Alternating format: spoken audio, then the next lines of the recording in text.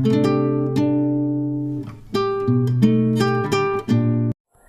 everyone, I'm here with the new chapter which is the end of bipolarity, class 12th world politics.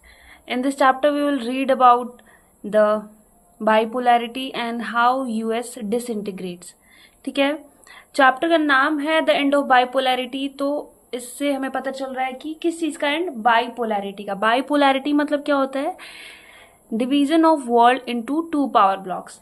ठीक है, इससे पहले वाला जो चैप्टर है कोल्ड वॉर, उसमें हमें पता चलता है कि वर्ल्ड क्या है, दो पावर ब्लॉक्स में डिवाइडेड है, जो कि एक यूएस है और दूसरा, एक यूएसएसआर है और दूसरा यूएस। ठीक है, the Union of Soviet socialist republics and second one was United states of America. क्योंकि ये दोनों पावर ब्लॉक्स एकदम बहुत ज़्यादा इम्पॉर्टेंट है वर्ल्ड पॉलिटिक्स में पढ़ना। और इन कैसे जो एक, जिसको हम सेकेंड वर्ल्ड भी कहते हैं, यूएसएसआर का डिसइंटीग्रेशन हो जाता है, डिसइंटीग्रेशन का क्या कॉन्सिक्वेंस है, और उसके बाद पढ़ेंगे कि कैसे रिवाइवल होता है, जिसको हम शॉक थेरेपी कहते हैं। ठीक, तो chapter was all about USSR and disintegration of USSR. ठीक है, हम थोड़ा फास्ट में जाने की कोशिश करेंगे। 1917 का जो अक्टूबर या रशियन रिवॉल्यूशन हम जिसको कहते हैं, उसके बाद 1922 में कहीं जाकर यूएसएसआर फॉर्म होता है। ठीक है, अगर अक्टूबर रिवॉल्यूशन की बात करें तो सबको पता है कि जार, जो वहाँ का किंग था, जार निकोलस, उसके अगेंस्ट में रिवॉल्यूशंस हुए, मूवमेंट्स हुए, वहाँ की गवर्नमेंट से, सॉरी, वहाँ के मोनार्क से लोग परेशान थे, और फिर मूवमेंट ने ऐसा रूप ले लिया कि वहाँ के किंग को क्या कर दिया गया, ओवरथ्रो कर दिया गया। ठीक है, रशियन रिवॉल्यूशन की हिस्ट्री बहुत लंबी है, तो बहुत लंबी हिस्ट्री में नहीं जाएंगे। उसके बाद क्या फॉर्म होता है, यूएसएसआर फॉर्म होता है। ठीक है, 1922 में, 1917 में रशियन रिवॉल्यूशन होता है और 1922 में यूएसएसआर फॉर्म होता है। इसके बीच में वहाँ एक प्रोविजनल गवर्नमेंट होती है, जिसको व्लादिमीर लेनिन जो है वो बाद में वहां से हटा देते हैं। क्योंकि पूरा जो अक्टूबर रिवॉल्यूशन या रशियन रिवॉल्यूशन जिसको हम कह रहे हैं, वो व्लादिमीर लेनिन जो कि वहाँ के लीडर होते हैं, उनके ही देखरेख में होता है। ठीक है, रिवॉल्यूशन के जो मेन लीडर होते हैं वो लेनिन ही होते हैं। तो अब हम दोनों पावर ब्लॉक्स को देखने वाले हैं कि यूएसएसआर जो है उसकी आइडियोलॉजी क्या है, कम्युनिज्म। ठीक है, सोशलिज्म कह सकते हैं। खैर, दोनों टर्म्स में बहुत डिफरेंस है, बट स्टिल चूंकि जो शुरुआत उन्होंने की थी, लेनिन ने जो शुरुआत की थी, वो जो कम्युनिज्म है, मतलब कार्ल मार्क्स की कम्युनिज्म से उनका एक बहुत बड़ा इम्पैक्ट रहा है। कार्ल मार्क्स का एक बहुत बड़ा इम्पैक्ट रहा है लेनिन पे, जिसकी वजह से उन्होंने क्या किया, कम्युनिज्म गवर्नमेंट को स्टैब्लिश किया। ठीक, वो कम्युनिस्ट गवर्नमेंट कब जाकर ऑथोरिटेरियन हो जाती है, और वही ऑथोरिटेरियन गवर्नमेंट यूएसएसआर के डिसइंटीग्रेशन का कारण होती है, ये डिस्क्राइब करना बहुत मुश्किल है। क्योंकि जब उन्होंने स्टार्ट किया था तो उन्होंने क्या किया था, एक कम्युनिस्ट गवर्नमेंट को स्टैब्लिश किया था, ना कि एक ऑथोरिटेरियन गवर्नमेंट को। ठीक है, बट धीरे धीरे जाकर वो गवर्नमेंट क्या हो जाती है, कहीं ना कहीं स्टैग्नेंट हो जाती है, उसका जो एडमिनिस्ट्रेशन है वो भी कहीं ना कहीं स्टैग्नेंट हो जाता है। ठीक, यूएस को अगर देखें तो ये कैपिटलिज्म की या फिर लिबरल डेमोक्रेसी की बात कर रहे हैं। ठीक है, कैपिटलिज्म है जहां पे किस चीज को महत्व दिया जाता है, प्राइवेट ओनरशिप। प्राइवेट ओनरशिप को बहुत ज्यादा इंपॉर्टेंस दी जाती है, और यही क्या है, ये डोमिनेंट पैटर्न है वहां का, प्राइवेट ओनरशिप की बात करें तो। और यूएसएसआर क्या है, यहाँ पे सब कुछ स्टेट कंट्रोल्ड है। ठीक है, स्टेट के अकॉर्डिंग सब कुछ होने वाला है, जो भी डिसीजंस है वो क्या करेगी, स्टेट लेगा।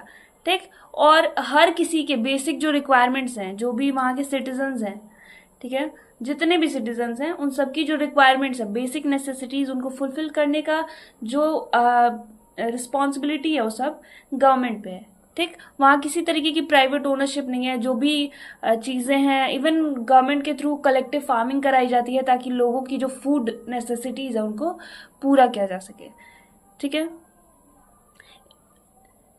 हमने रिवॉल्यूशन देखा कि 1917 के रिवॉल्यूशन के बाद किस तरीके से यूएसएसआर फॉर्म होता है, और कम्युनिस्ट पार्टी जो कि वहाँ की मतलब कह सकते हैं कि जो भी सबसे इम्पोर्टेंट या सिंगल पार्टी जो होती है, जिसके अकॉर्डिंग वो पूरा काम करता है वहाँ का सिस्टम, वो क्या है, कम्युनिस्ट पार्टी है।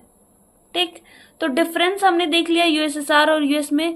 अब बात आती है बाइपोलैरिटी, जो मतलब यूएसएसआर और यूएस के बीच में जो पोल्स जो डिवाइडेड है, वो जो वर्ल्ड है जो दो पोल्स में डिवाइडेड है यूएसएसआर और यूएस के बीच में, वो क्या हो रहा है, एंड हो रहा है, खत्म हो रहा है। कौन सा ब्लॉक खत्म हो रहा है, यूएसएसआर। ठीक, इस चैप्टर में उसके रीजंस पढ़ने वाले हैं। पहले हम देखते हैं what was the Soviet system, क्योंकि ये पहला ही टॉपिक है बुक का और इसके बारे में हम थोड़ा बहुत देखेंगे। अब फुल फॉर्म हमेशा याद रखिएगा, the Union of Soviet socialist Republic, जिसको हम यूएसएसआर शॉर्ट में कहते हैं, जो कब बना, सोशलिस्ट रिवॉल्यूशन के बाद 1917 में। बुक का भी पहला जो पॉइंट है वो यही है, the Union of Socialist Soviet Republics came into being after the socialist revolution in Russia in 1917। The revolution was inspired by the ideas of socialism as oppose to capitalism. हमने देखा ना कि कैसे एक दूसरे के आइडियाज को ये जो यूएस है उसकी आइडियोलॉजी कहीं ना कहीं कैपिटलिज्म है, प्राइवेट ओनरशिप की बात कर रहा है और डेमोक्रेसी की बात कर रहा है, लेकिन वहीं पे यूएसएसआर है जो किसकी बात कर रहा है, कम्युनिस्ट गवर्नमेंट की, सिंगल पार्टी गवर्नमेंट की बात कर रहा है। ठीक है, वहां पे प्राइवेट ओनरशिप या डेमोक्रेसी की कोई बात नहीं हो रही है। तो ये दोनों आइडियाज क्या है ना कहीं एक दूसरे के ऑपोजिट है। क्योंकि आइडियोलॉजी एक दूसरे के ऑपोजिट है, इसीलिए ये दोनों क्या है, एक दूसरे के राइवल्स कह सकते हैं आप, राइवल्स थे sorry. And the need for an egalitarian society. ठीक, मैंने अभी स्टार्टिंग में कहा ना कि ये जो गवर्नमेंट कम्युनिज्म वाली पहले स्टैब्लिश की गई, वो किस लिए की गई, ताकि एक इगैलिटेरियन सोसाइटी हो पाए, कोई भी इकोनॉमिक इनइक्वालिटी ना हो सोसाइटी में। कैसे, जब सारी चीजें गवर्नमेंट कंट्रोल करने वाली है एंड कोई प्राइवेट ओनरशिप नाम की कोई चीज नहीं है, तो ऑब्वियस सी बात है कि हर कोई क्या करेगा, इक्वल मतलब हर किसी को फ्री एंड फेयर या इक्वल अमाउंट में रिसोर्सेज मिलने वाले हैं। क्यों, क्योंकि वो गवर्नमेंट डिसाइड करने वाली है, सबको इक्वल अमाउंट में डिस्ट्रीब्यूट करने वाली है। ठीक, चूंकि प्राइवेट ओनरशिप जब भी होती है तो हम कहीं ना कहीं देखते हैं कि सोसाइटी में एक इकोनॉमिक इनइक्वालिटी होती है, कि जो रिच है वो भाई अपने अकॉर्डिंग चीजें काम कर रहा है और जो पुअर है उसके पास उतने रिसोर्सेज अवेलेबल नहीं है, उसके पास ओनरशिप नहीं है प्रॉपर्टी की। ठीक, this was perhaps the biggest attempt in human history to abolish the institution of private property and consciously design a society based on the principles of equality. In doing so, the makers of the Soviet system gave primacy to the state and the institutions of the party. The Soviet political system centered around the Communist Party की बात कर रहे हैं, कि जो whole system है Soviet का, जो सिस्टम है, जो एडमिनिस्ट्रेशन है, वो किस तरफ रिवॉल्व कर रहा है, कम्युनिस्ट पार्टी की तरफ। ठीक, वो ये सिंगल पार्टी है वहां की जो वहां पे वर्क कर रही है और सबके लिए क्या है, यही अकाउंटेबल है। बाद में यही पार्टी क्या हो जाती है, बहुत ज्यादा ऑथोरिटेरियन हो जाती है और चीजें, एडमिनिस्ट्रेशन जो है वहां का बहुत ज्यादा करप्ट हो जाता है। ये सारे भी रीजंस है कि क्या है वहां पे, मतलब वो डिसइंटीग्रेट हो जाता है। और सबसे इंपॉर्टेंट बात ये जाने वाली है कि अब जो यूएसएसआर है वो 15 रिपब्लिक्स का ग्रुप होता है। ठीक है, 15 रिपब्लिक्स के नाम भी आप याद रखिएगा, बहुत ज्यादा इंपॉर्टेंट है। 15 रिपब्लिक्स का वो ग्रुप होता है जो बाद में जाके डिसइंटीग्रेट हो जाता है। और जो ये 15 रिपब्लिक्स है, इनमें सबसे जो मेजर रिपब्लिक है वो रशिया होता है। ठीक है, कहीं ना कहीं जो रशिया का डोमिनेंस है ना, वो भी यूएसएसआर को डिसइंटीग्रेट करने का एक फैक्टर होता है। After the Second World War, the East European countries that the Soviet Army had liberated from the fascist forces came under the control of USSR. अब ये सेकेंड वर्ल्ड वॉर के बाद की बात कर रहा है कि कैसे, जैसे जार निकोलस से जो हमने मतलब जो रशिया वापस लिया गया था उनको ओवरथ्रो करके, वो रशिया और उसके बाद जो यूएसएसआर बना उसमें काफी डिफरेंस था। क्योंकि जो सेकेंड वर्ल्ड वॉर के बाद जो ईस्ट यूरोपियन कंट्रीज हैं, जैसे कि लिथुएनिया है, लातविया है, पोलैंड है, या फिर एस्टोनिया है, ये सारे जो ईस्ट यूरोपियन नेशंस हैं, ये क्या है, इन पे कहीं ना कहीं फासिस्ट फोर्सेस उनको कहते हैं, जो हिटलर की जो फोर्सेस हैं।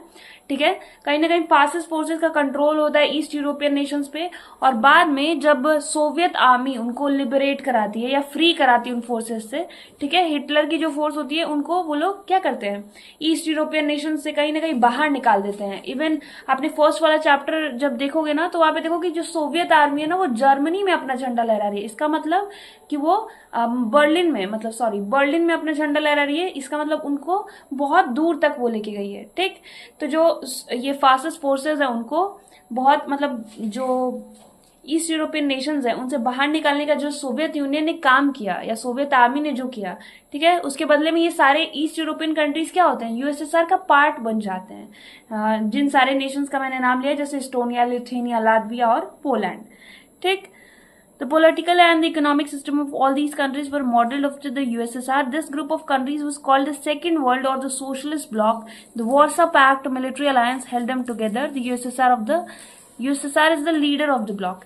कह रहा है कि जो यूएसएसआर है वो ब्लॉक का जो लीडर होता है, मतलब ये जो सारे नेशंस ऐड हुए हैं उनकी भी जो इकोनॉमी है मतलब सेम टू सेम उसी तरीके की होती है जैसे कि यूएसएसआर की इकोनॉमी है, मतलब कि कम्युनिस्ट इकोनॉमी होती है, ठीक है, सोशलिस्ट इकोनॉमी कह सकते हैं हम, उसी की तरह मॉडल की गई होती है, उसी पे बेस्ड होती है। लेकिन जो इन सब में जो मेन होता है, जैसे आप कह सकते हैं जो लीडर होता है वो कौन होता है, रशिया होता है।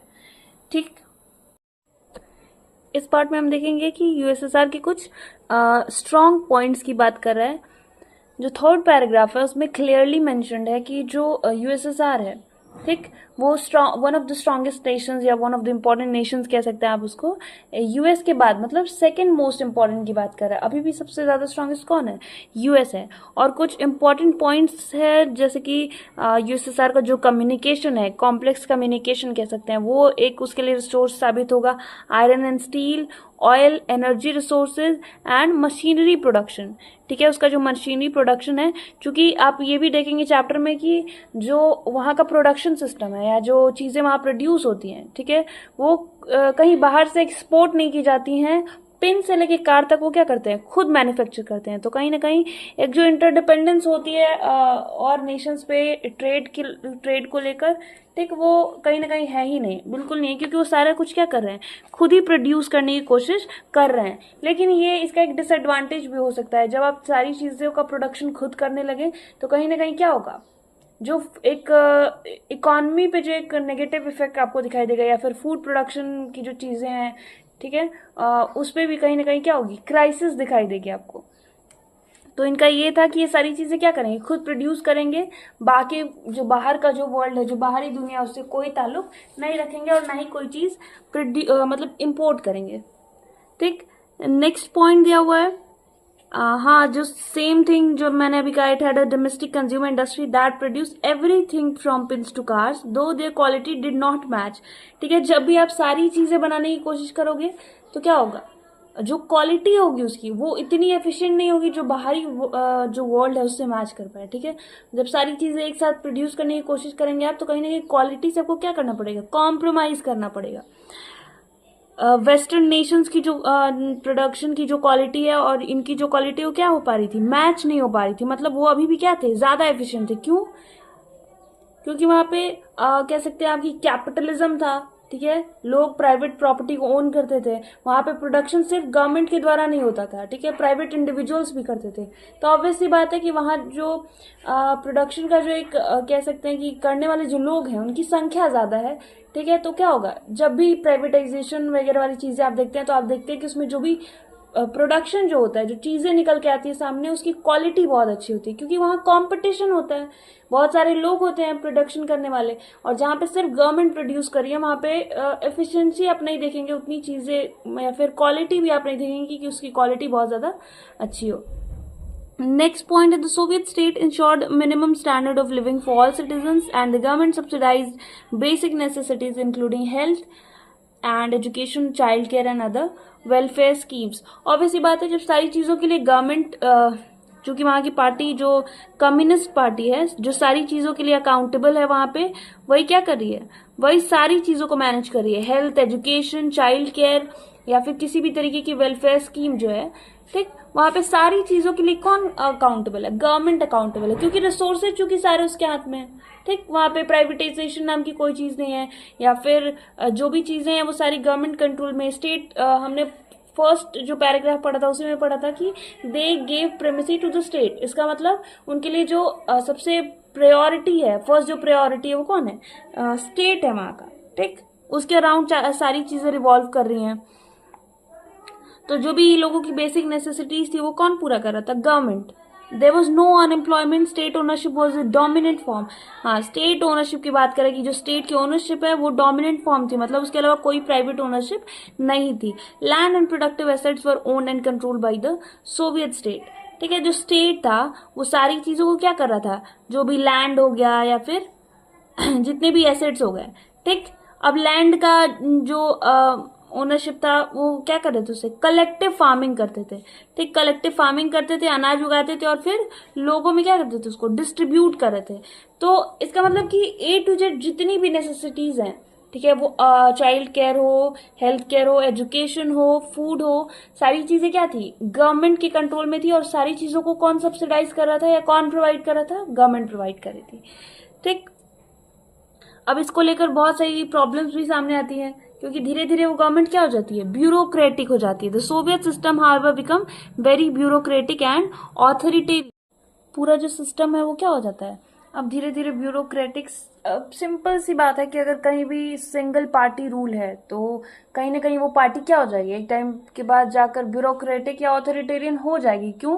क्योंकि उसको कोई डर नहीं है रिप्लेस होने का। ठीक, इसलिए मल्टी पार्टी सिस्टम को बेटर कहा जाता है। मैं बेस्ट नहीं कहूंगी बट बेटर जरूर कहूंगी, क्योंकि one party single party system या टू पार्टी सिस्टम से क्या होता है, कहीं ज्यादा बेटर होता है मल्टी पार्टी सिस्टम। क्योंकि वहां क्या होता है, जो लोग पावर में होते हैं उनको कहीं ना कहीं ये डर होता है कि हम क्या हो सकते हैं, रिप्लेस हो सकते हैं। ठीक, तो क्या हो जाता है, जो यूएसएसआर है वो कहीं ना कहीं जाके ब्यूरोक्रेटिक और ऑथोरिटेरियन हो जाता है।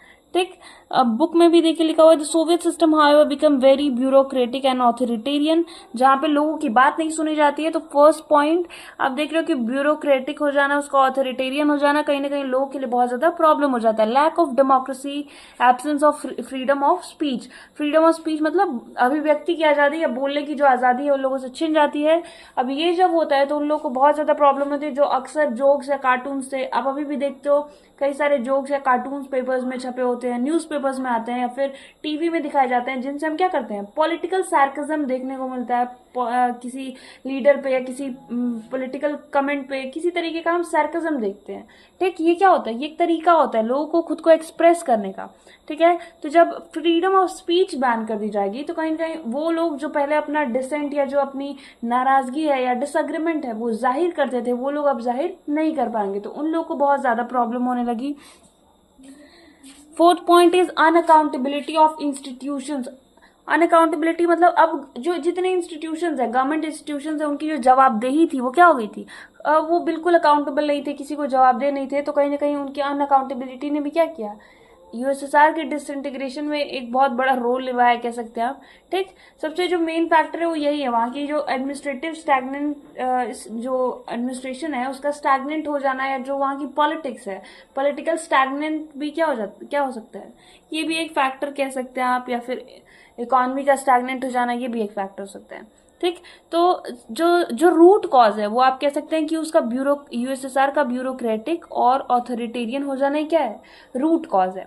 ठीक है, नेक्स्ट आप देखेंगे कल्चरल नेग्लेक्ट। मैंने भी कहा कि जो बाकी 15 मतलब जैसे यूएसएसआर जो है वो 15 रिपब्लिक से था और one of them is Russia. तो रशिया का जो एक डोमिनेंस था वो कहीं ना कहीं क्या कर रहा था, जो बाकी नेशंस का, जो बाकी रिपब्लिक्स का कल्चर था, ठीक है, वो क्या था, वो उसको कहीं ना कहीं नेग्लेक्ट किया जा रहा था, उनकी बात नहीं सुनी जा रही थी, लोगों की बात नहीं सुनी जा रही थी। और जो एक रशिया का डोमिनेंस है वो भी कहीं ना क्या है, एक फैक्टर है।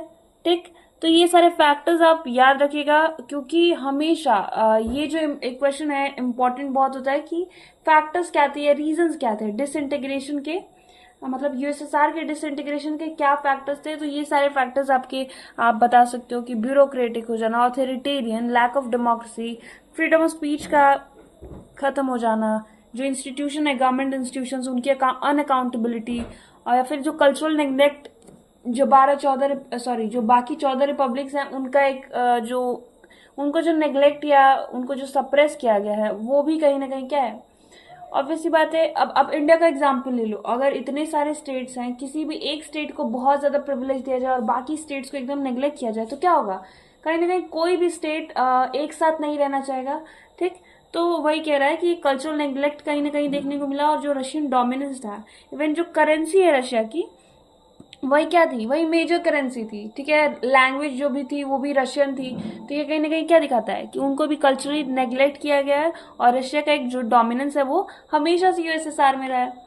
ठीक, अब नेक्स्ट पॉइंट देखोगे कि the party refuse to recognise urge of the people in the 15 different republics that form the Soviet Union to manage their own affairs including cultural affairs.